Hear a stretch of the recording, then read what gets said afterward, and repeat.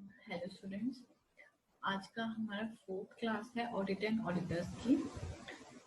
आप साथ साथ इसके प्रोविजंस कंसेप्ट्स जरूर साथ साथ रिवाइज करते रहना है, क्योंकि ये by the end of the chapter लगता है कि बहुत सारी चीजें हमें पता चल गई हैं, नई नई बातें हैं। बेसिकली इसके अंदर कोई लिंकिंग बहुत ज्यादा नहीं है पिछले चैप्टर से, तो बहुत एक इंडिपेंडेंट चैप्टर है और बहुत अच्छा कवरेज है इसकी, चाहे ऑब्जेक्टिव क्वेश्चन हो चाहे सब्जेक्टिव क्वेश्चन हो। तो हम स्टार्ट करते हैं। आज का हमारा टॉपिक क्या है? मैंने आपको लास्ट क्लास के एंड में बोला था कि डिस्क्वालिफिकेशंस ऑफ ऑडिटर करेंगे, जो इन इटसेल्फ ही एक बड़ा टॉपिक माना जाता है। स्टार्ट करते हैं हम। क्वालिफिकेशन ऑफ ऑडिटर से हमारा स्टार्टिंग हो। दो कंसेप्ट हमने यहाँ पे कवर करने हैं, qualification of auditor and disqualification of auditor. From the point of view of subjective questions, disqualification of auditor बहुत ही इंपॉर्टेंट है। केसेस उसके ऊपर आते हैं, केस स्टडी बेस्ड बहुत फ्रीक्वेंट क्वेश्चन पूछे जाते हैं। क्वालिफिकेशन ऑफ ऑडिटर अभी तक बहुत इंपॉर्टेंट नहीं था, पर अब से ये इंपॉर्टेंट हो जाएगा, क्योंकि अब से ऑब्जेक्टिव क्वेश्चंस की वजह से ये कहीं से भी एक, आप कह सकते हो क्वालिफिकेशन में से एक क्वेश्चन इजीली बन सकता है। 4 ऑप्शंस होंगी, चॉइसेस होंगी आपको, तो वो बहुत इजीली एक क्वेश्चन अपना बना लेंगे।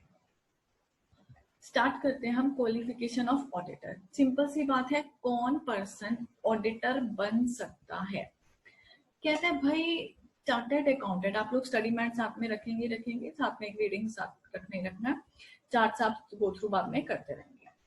एक ऐसा पर्सन, ठीक है जी, पर्सन की मैं बात कर रही हूँ जो चार्टर्ड अकाउंटेंट है। कौन सी एक्ट के अकॉर्डिंगली चार्टर्ड अकाउंटेंट है? भाई चार्टर्ड अकाउंटेंट एक्ट 1949 के अकॉर्डिंगली वो पर्सन चार्टर्ड अकाउंटेंट है।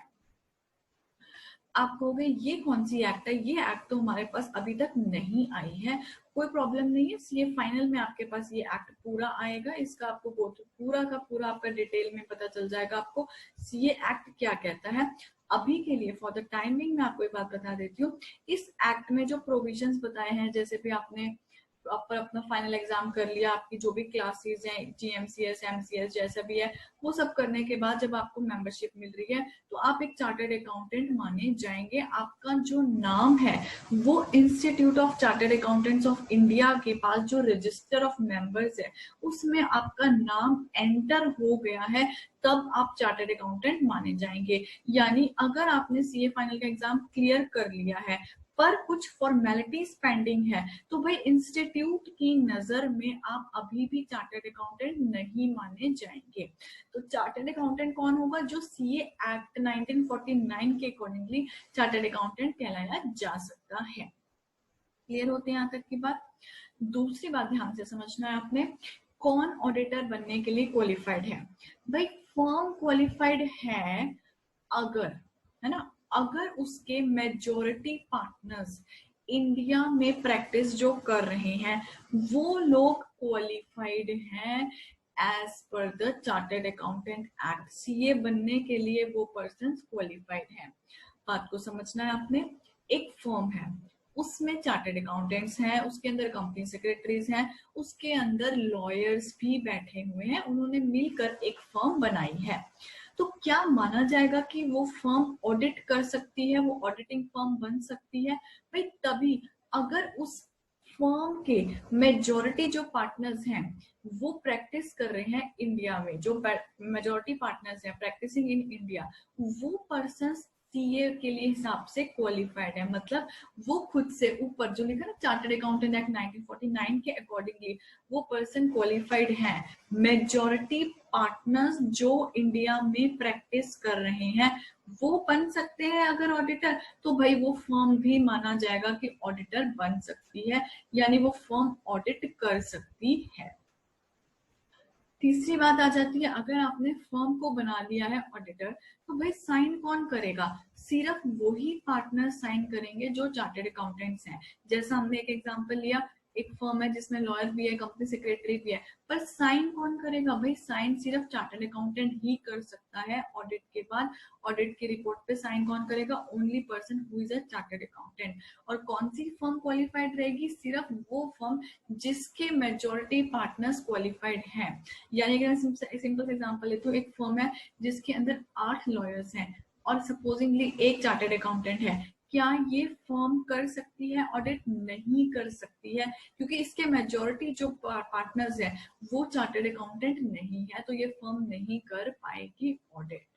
मेरे ख्याल से क्लियर हो जाएगी बात। इन तीनों पॉइंट्स में से हम एक्सपेक्ट कर सकते हैं बहुत इजीली एक बढ़िया सा एमसीक्यू बन सकता है, तो ध्यान रखते हुए चलना है।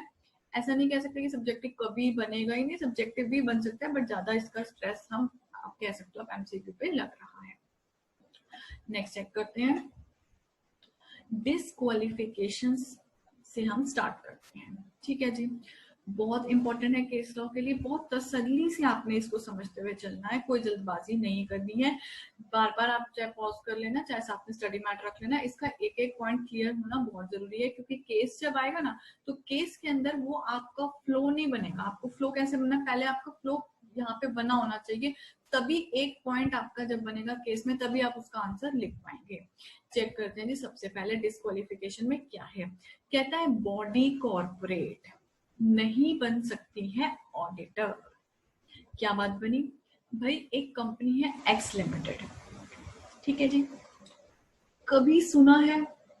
अब तक तो देखो ऐसा है ना, आपने कई चीजें करनी है, अकाउंट्स कर रहे हो साथ साथ, ठीक है, लॉ आपका चल रहा है साथ साथ, तो हो सकता है आपने कभी थोड़ा सा न्यूज़पेपर भी पढ़ना शुरू कर दिया हो, कई बार आपको हो सकता है आपका मन करे आप सीएनबीसी वगैरह भी देखने लग गए हो, है ना, थोड़ा कई बार माइंड में ऐसे सेटअप हो जाता है। तो कभी आपने सुना है कि एक्स लिमिटेड के ऑडिटर हैं वाई लिमिटेड? ऐसा आपने कभी भी नहीं सुना होगा। रीजन बीइंग ऑडिट नहीं कर सकती है एक बॉडी कॉर्पोरेट, है ना। एक बॉडी कॉर्पोरेट कभी भी ऑडिटर नहीं बन सकती है। कौन बन सकती है? एक फर्म बन सकती है। क्या एलएलपी भी बन सकती है? बिल्कुल बन सकती है, कोई प्रॉब्लम नहीं है उसके अंदर।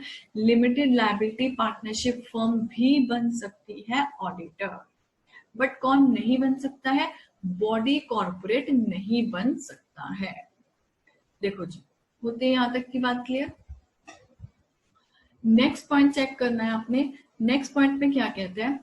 कहता है कि जो कंपनी है, हम एग्जांपल ले लेते हैं, सपोजिंगली रिलायंस इंडस्ट्रीज लिमिटेड का एग्जांपल लेते हैं, बेसिक एग्जांपल है। रिलायंस इंडस्ट्रीज लिमिटेड का कोई ऑफिसर है या फिर कोई एम्प्लॉय है रिलायंस इंडस्ट्रीज लिमिटेड का। क्या नाम रखा हमने अभी के लिए समझने के लिए? Mister A. सोचो जरा, रिलायंस इंडस्ट्रीज में वो पर्सन ऑफिसर है या एम्प्लॉय है, उसी से ऑडिट करवा लें भाई, वो तो चार्टर्ड अकाउंटेंट है, वो तो फाइनल एग्जाम करके सब कुछ उसका नाम है, मेंबर है वो, क्या उस पर्सन से हम ऑडिट करा सकते हैं? भाई वो कैसा ऑडिट करेगा? सोचने की बात है। ऐसा पर्सन जो खुद ही एम्प्लॉय है कंपनी का, वो ऑडिट तो ऑब्वियस ही बात है अनबायस्ड नहीं कर पाएगा, वो तो बहुत ही इन्फ्लुएंस्ड पर्सन हो जाएगा। तो भाई मिस्टर ए, आप बिल्कुल भी क्वालिफाइड नहीं है ऑडिटर बनने के लिए, आप कंप्लीट डिसक्वालिफाइड है, आप ऑडिटर नहीं बन सकते हो उस कंपनी का जहां पे आप एम्प्लॉय हो, ऑफिसर ऑफ द कंपनी हो, आप रिलायंस के नहीं बन सकते हैं ऑडिटर। क्लियर होती है यहाँ तक की बात? आगे चलते हैं। जो मिस्टर ए है उनका एक और बिजनेस भी है, शाम को जाके वो एक और काम करते हैं, उनकी फर्म है। मिस्टर ए का एक पार्टनर है मिस्टर बी, ध्यान से समझना बात को। मिस्टर ए का पार्टनर है मिस्टर बी, मिस्टर बी भी क्वालिफाइड है चार्टर्ड अकाउंटेंट बनने है, मतलब उसका मेंबर्स में नाम है। क्या वो मिस्टर बी बन सकता है ऑडिटर रिलायंस इंडस्ट्रीज लिमिटेड का? भाई फिर तो घूम फिरा के बात वही आ गई ना, मिस्टर ए को नहीं बनाया बट उसके इन्फ्लुएंसिंग पर्सन को मिस्टर बी को आप बनाने की बात कर रहे हो, तो ये बिल्कुल भी नहीं चलेगा। लॉ मेकर ने साफ साफ कह दिया, ना तो उस कंपनी का एम्प्लॉय बनेगा, ना ही उस कंपनी का ऑफिसर बनेगा, ना ही कंपनी के ऑफिसर एम्प्लॉय का पार्टनर या फिर उसका खुद का एम्प्लॉय, वो भी नहीं बनेगा। बात को ध्यान से समझना है, मिस्टर ए नहीं बनेगा, मिस्टर ए का पार्टनर या एम्प्लॉय मिस्टर बी, वो भी नहीं बनेगा कंपनी का ऑडिटर। क्लियर है यहाँ तक की बात? आगे चलते हैं।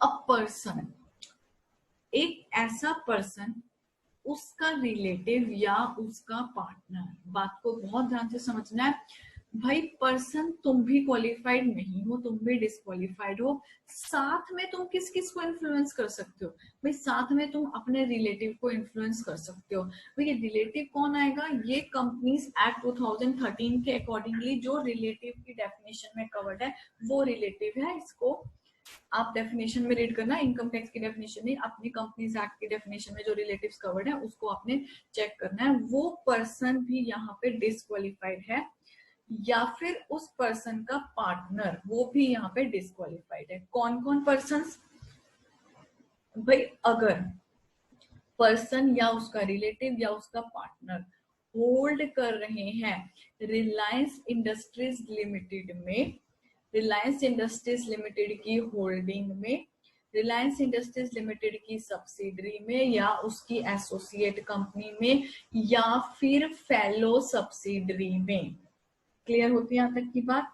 क्या होल्ड कर रहे हैं? सिक्योरिटी या इंटरेस्ट। सिक्योरिटी का मतलब क्या बन जाता है भाई? शेयर, है ना? सबसे सिंपल बात है। सिक्योरिटी की डेफिनेशन तो आपको बहुत लंबी चौड़ी दे रखी है एससीआरए ने, पर हम यहाँ पे समझ लेते हैं अभी बेसिक बात के लिए। शेयर्स की वो बात कर रहा है, कोई इंटरेस्ट की बात कर रहा है। अगर एक ऐसी कंपनी है जिस without having share capital, company not having share capital, तो आपको पता है वहां पे हम शेयर की जगह वर्ड क्या यूज करते हैं? इंटरेस्ट वर्ड यूज करते हैं। ठीक है ना? बात को समझते हैं। एक पर्सन है, अब मैं mister supposingly X Y Z X नाम लेते हैं ना, मिस्टर एक्स है। मिस्टर एक्स होल्ड करते हैं रिलायंस इंडस्ट्रीज लिमिटेड में 10 लाख की सिक्योरिटीज। क्या mister x Reliance industries limited का ऑडिट कर सकते हैं? नहीं कर सकते हैं। क्या मिस्टर एक्स का कोई रिलेटिव होल्ड करता है ना, रिलायंस इंडस्ट्रीज लिमिटेड में? सपोजिंगली एग्जांपल ले लेती हूँ मैं, 10 लाख की बात ही कर लेते हैं ना। 10 लाख का सिक्योरिटीज होल्ड करते हैं रिलायंस इंडस्ट्रीज लिमिटेड में।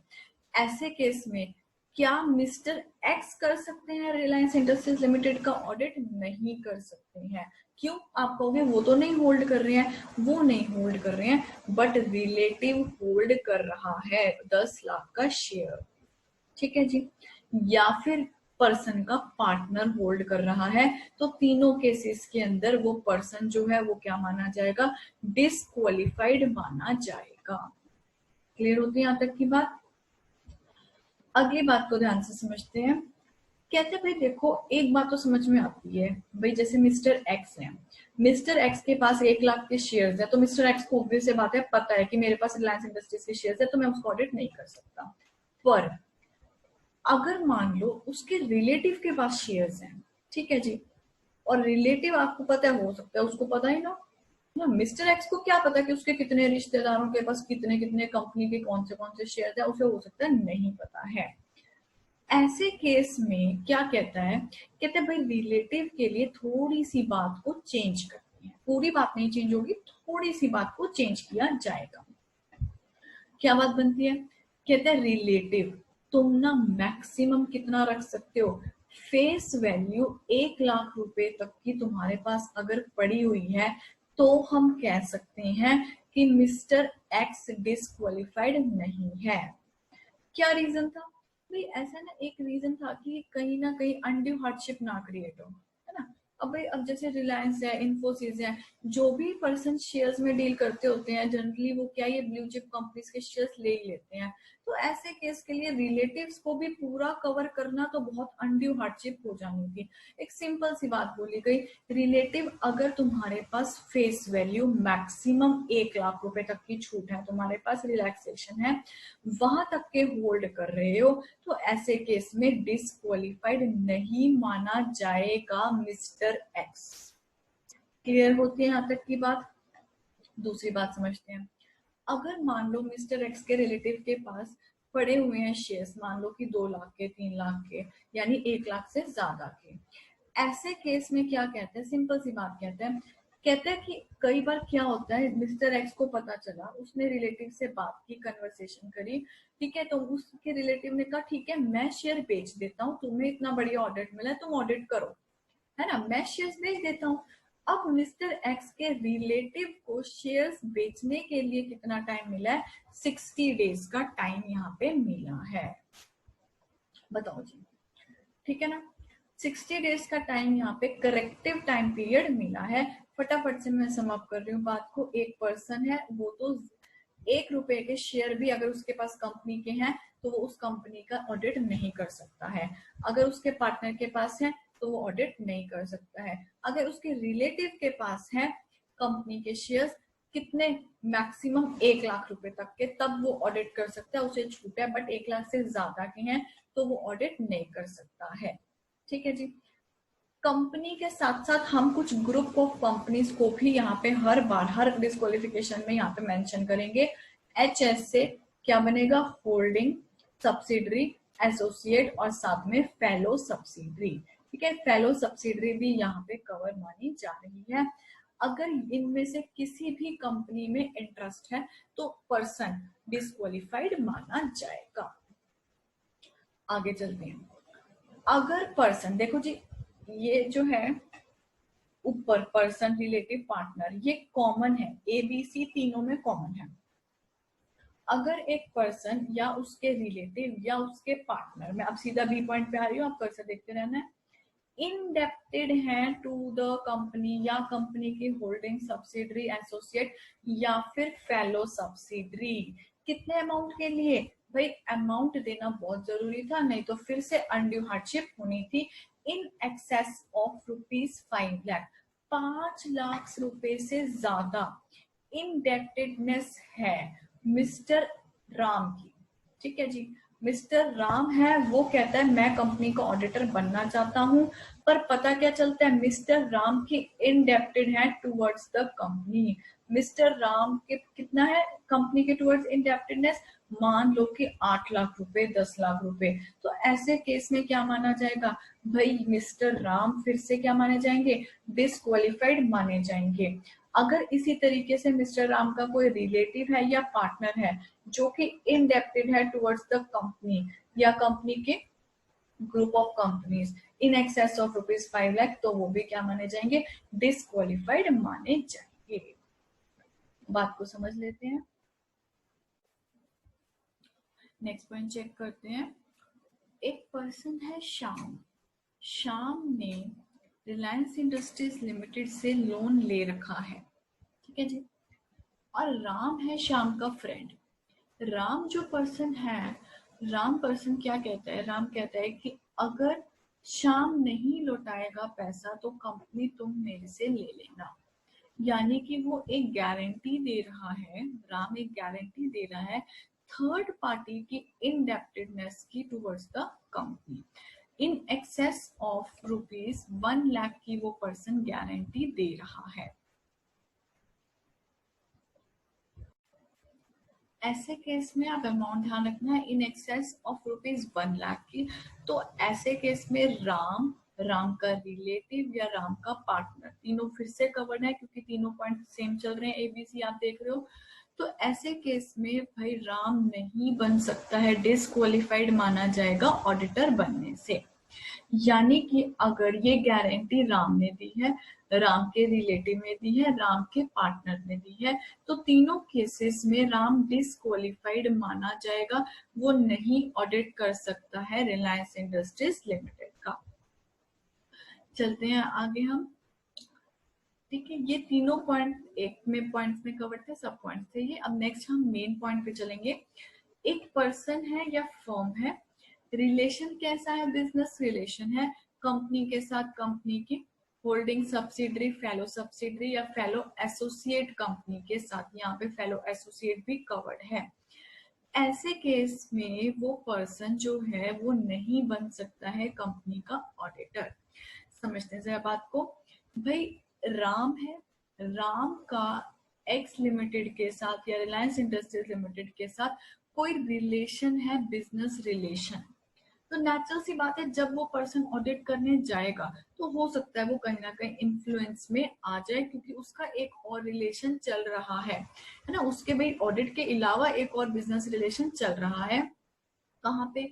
कंपनी में, कंपनी की होल्डिंग में, सब्सिडरी में, fellow associate, group of companies के अंदर उसका बिजनेस रिलेशन चल रहा है, तो वो पर्सन डिसक्वालिफाइड है, वो पर्सन नहीं ऑडिट कर सकता है उस कंपनी का, उस पर्टिकुलर एक्स लिमिटेड या रिलायंस इंडस्ट्रीज लिमिटेड का नहीं ऑडिट वो कर सकता है। क्लियर होती है यहाँ तक की बात? देखा जाए तो वो कंपनी के होल्डिंग, सब्सिडरी, एफएलओ कहीं पे भी किसी ग्रुप ऑफ कंपनीज का भी ऑडिट नहीं कर सकता है, ना ही कंपनी का कर सकता है। पर एक प्रॉब्लम आ सकती है थोड़ी थोड़ी, क्या भाई, कई बार क्या होता है, कुछ ऐसी सर्विसेज हैं जो कि खुद ही इंस्टीट्यूट ने अलाउ कर रखी हैं। मतलब ये हुआ कि अगर मान लो मिस्टर ए एक ऑडिटर है, ठीक है, उनकी एक फर्म है ऑडिट की, वो क्या कर रहा है person mister A Reliance industries limited को कोई प्रोफेशनल सर्विस दे रहा है जो कि कंप्लीटली परमिटेड है as per the standards of the ICAI, allowed है। तो ऐसे केस में अगर इंस्टीट्यूट खुद ही अलाउ कर रहा है कि आप ये सर्विस भी दे सकते हो पर्टिकुलर, और साथ में आप ऑडिट भी कर सकते हो, तो बिल्कुल अलाउड है, कोई प्रॉब्लम नहीं है, फिर आप डिस्क्वालिफाइड नहीं माने जाओगे। चाहे ये एक बिजनेस रिलेशन बन रहा है कंपनी के साथ, बट जब इंस्टीट्यूट खुद ही आपको अलाउ कर रहा है, खुद ही आपको प्रोहिबिट नहीं कर रहा है, तो ऐसे केस में नेचुरल सी बात है, आपको अलाउड है, आप बन सकते हो कंपनी के ऑडिटर। एक एक्सेप्शन और चेक कर लेते हैं हम, ordinary course of business arms length price. बात को समझते हैं। सपोजिंगली एक पर्सन के पास ऑडिट है जेट एयरवेज का, ठीक है जी, सहारा एयरवेज का, ठीक है, इसी तरीके से कोई एयरलाइंस का, या फिर सपोजिंगली वोडाफोन का, एयरटेल का, या कोई भी, जैसे आपको कोई भी माइंड में इस तरीके का नाम आ रहा है, टेलीकम्युनिकेशन हो सकता है, ठीक है, एयरलाइंस हो सकता है, ठीक है, होटल इंडस्ट्री हो सकती है, तो वो आप माइंड में नाम रख सकते हैं। क्या कहते हैं, अगर सपोजिंगली मिस्टर ए का इनके साथ कोई रिलेशन है, कैसा रिलेशन है भाई, उसका जो फोन है ना, मिस्टर ए के पास कौन सा फोन है, वोडाफोन का फोन है, तो देखा जाए बिजनेस रिलेशन तो बन गया है। मिस्टर ए जो है वो जेट एयरवेज के हमेशा उसी पे प्लेन में जाते हैं, या मान लो उन्होंने 2 महीने पहले बुक किया हुआ था, ठीक है, उन्होंने कहीं जाना था मान लो, तो उन्होंने उसी एयरलाइंस पर्टिकुलर का बुक किया था। या फिर जैसे मान लो सपोजिंगली वो किसी होटल की बात करते हैं, तो XYZ जो होटल है उसके अंदर उन्होंने पिछले मान लो कि 4-5 दिन पहले, 4-5 महीने पहले कुछ उन्होंने बुकिंग की थी, मान लो उन्होंने 3 नाइट्स का 2 नाइट का वहां पे स्टे किया था, तो देखा जाए कोई बिजनेस रिलेशन हो सकता है उनका एस्टेब्लिश हो गया है। पर क्या ये बिजनेस रिलेशन इतना बड़ा है देखा जाए कि इससे मिस्टर ए जो है वो डिस्क्वालिफाइड हो जाएगा ऑडिटर बनने के लिए? भाई देखो ऐसा ना, अब किसी ना किसी का सिम तो यूज करना ही है मिस्टर ए ने, वोडाफोन का अगर वो सिम यूज कर रहा है, तो मेन चीज हमने क्या चेक करनी है भाई, बिजनेस रिलेशन तो ठीक है बना है, पर मेन चीज क्या है, क्या कहीं ऐसा तो नहीं है कि वोडाफोन ने मिस्टर ए को फ्री में सिम दिया था? कहीं ऐसा तो नहीं है कि जेट एयरवेज वालों ने उससे उसका किराया नहीं लिया था, एयरलाइंस का जो फेयर बनता था वो नहीं लिया था? भाई अगर ऐसा है, अगर फ्री में कोई चीज मिली है, तो आप बिल्कुल डिस्क्वालिफाइड है मिस्टर ए, क्योंकि आप कहीं ना कहीं इन्फ्लुएंस में आएंगे। पर अगर आर्म्स लेंथ प्राइस है, ऑर्डिनरी कोर्स ऑफ बिजनेस है, आर्म्स लेंथ प्राइस मतलब क्या, जितने रुपए का सिम बाकियों को मिलता है उतने का ही मिस्टर राम को मिला है, कोई उसे अलग से सस्ती चीज नहीं मिली है, तो ऐसे केस में आप बिल्कुल क्वालिफाइड हैं, आप डिस्क्वालिफाइड नहीं माने जाएंगे, क्योंकि ऐसा करना बहुत बड़ी अनड्यू हार्डशिप हो जाएगी। सिंपल सी बात है, सबको जितने का सामान मिल रहा है उतने का ही आपको मिला है, तो फिर हम आपको डिस्क्वालिफाइड क्यों माने? ऑर्डिनरी कोर्स ऑफ बिजनेस होना चाहिए, मतलब वोडाफोन का जो बिजनेस है उसी का, वो ही उसी चीज का रिलेशन उनका एस्टेब्लिश हुआ था। ठीक है जी, बात को समझते हैं फटाफट से। कोई भी बिजनेस रिलेशन नहीं हो सकता है कंपनी और कंपनी की ग्रुप ऑफ कंपनी से, पर एक्सेप्शन क्या है, जो चीजें ICAI अलाउ कर रहा है। दूसरी बात, ऑर्डिनरी कोर्स ऑफ बिजनेस है, आर्म्स लेंथ प्राइस है, 3 आप चीजें याद रख सकते हो, टेलीकॉम, एयरलाइन, होटल इंडस्ट्री, इस तरीके का, इसके आसपास की जो भी इंडस्ट्री माइंड में आती है आप उसको माइंड में रख सकते हो। आगे चेक करते हैं, नेक्स्ट मेन पॉइंट आते हैं, पर्सन, जो प्रपोज पर्सन है, प्रपोज ऑडिटर है, उसका रिलेटिव है डायरेक्टर कंपनी का, की मैनेजरियल पर्सन, ठीक है जी, या एम्प्लॉयड एज अ डायरेक्टर, तो ऐसे केस में वो पर्सन जो है, प्रपोज पर्सन भी डिस्क्वालिफाइड माना जाएगा। भाई उसका तो रिलेटिव खुद ही बैठा हुआ है KMP में, डायरेक्टर में, है ना, खुद ही वो डायरेक्टर है, खुद है या उसका रिलेटिव है, डायरेक्टर है, केएमपी है, तो ऐसा पर्सन तो नेचुरल सी बात है, कोई मतलब पॉइंट ही नहीं बनता कि वो पर्सन ऑडिट करे उस पर्टिकुलर कंपनी का। नेक्स्ट पॉइंट चेक करते हैं, फुल टाइम एम्प्लॉय एल्स। बहुत सिंपल सी बात है, कोई भी ऑडिट करने वाला पर्सन, ऑडिटर पर्सन कहीं और एम्प्लॉयड है, ठीक है जी, फुल टाइम एम्प्लॉयड है, तो ऐसे केस में वो नहीं कर सकता है ऑडिट।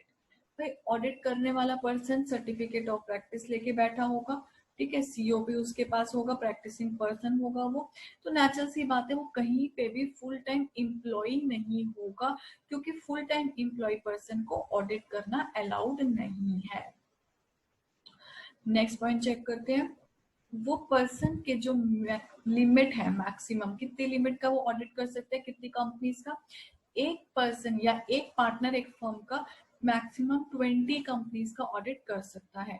बट इसमें कौन सी कंपनीज इंक्लूड नहीं है, 1 पर्सन कंपनी नहीं है, स्मॉल कंपनीज, प्राइवेट कंपनीज जिनका paid up share capital ₹10 lakh है या उससे कम है। मतलब सिंपल बोलो तो छोटी छोटी कंपनीज को हटाया गया है यहाँ से, उनकी लिमिट 20 में नहीं काउंट की है। जैसे अगर मान लो एक मिस्टर ए है, उनके पास सपोजिंगली 19 कंपनीज का ऑडिट है, नॉर्मल पब्लिक कंपनीज का ऑडिट है 19, ठीक है, 3 ओपीसी का ऑडिट है, तो क्या ये किसी और वाई लिमिटेड का ऑडिट कर सकते हैं? हाँ कर सकते हैं, क्योंकि अभी इनकी 20 की लिमिट नहीं एक्सीड हुई है, क्योंकि जो 3 है वो 1 पर्सन कंपनीज है, वो तो हमने नेचुरल सी बात है काउंट ही नहीं करनी है लिमिट में, तो मैक्सिमम लिमिट 20 की है, बट इसमें छोटी छोटी कंपनीज को हमने ऐड नहीं करना है, तब 20 की लिमिट मानी जाएगी। नेक्स्ट पॉइंट चेक कर लेते हैं, कन्विक्टेड बाय द कोर्ट। कोई पर्सन है जिसे फ्रॉड के केस में कन्विक्ट किया था कोर्ट ने, इस बात को 10 साल नहीं हुए हैं अभी, यानी कि जिस दिन कन्विक्शन हुई थी उस बात को अभी तक 10 इयर्स का टाइम नहीं बीता है, यानी सिंपल बोले तो जैसे हम शुरू से बोलते हैं ये पर्सन सुधरा नहीं है अभी, तो सुधरने का टाइम पीरियड 10 रखा है, 10 साल का रखा है। अगर 10 साल बीत जाएंगे तो अब वो क्वालिफाई हो सकता है, बट अभी 10 साल का टाइम पीरियड नहीं बीता है, वो नहीं सुधरा है, तो वो पर्सन डिसक्वालिफाइड माना जाएगा। नेक्स्ट पॉइंट चेक करते हैं, 144 सेक्शन हम डिटेल में करेंगे आगे, वहां पे कुछ चीजें प्रोहिबिट हैं, वो यहाँ पे अलाउड नहीं है। यानी मैं एक एग्जांपल ले लेती हूँ सिंपल समझने के लिए, अगर कोई पर्सन अकाउंट्स का काम कर रहा है कंपनी का, तो वो पर्सन सेक्शन 144 के अकॉर्डिंगली उस कंपनी को ऑडिट नहीं कर सकता है, यही बात यहाँ पे लिखी है, ऐसा पर्सन डिसक्वालिफाइड माना जाएगा ऑडिट करने से। नेक्स्ट लास्ट पॉइंट हमारे पास क्या डिस्क्वालिफिकेशन यही तक था, वेकेशन ऑफ ऑफिस क्या कहते हैं, इनमें से कोई भी डिस्क्वालिफिकेशन अट्रैक्ट होगी तो आपको अपना ऑफिस वेकेट करना पड़ेगा, आपको छोड़ के जाना पड़ेगा। फिर क्या होगा इसके बाद, भाई कैजुअल वैकेंसी अराइज हो जाएगी। कैजुअल वैकेंसी कैसे फिल करेंगे, ये हमने लास्ट क्लास में कवर किया था, ठीक है जी, यहाँ तक का आपने करते हुए चलना है, बहुत इंपॉर्टेंट है, केसेस वगैरह इसमें से आए।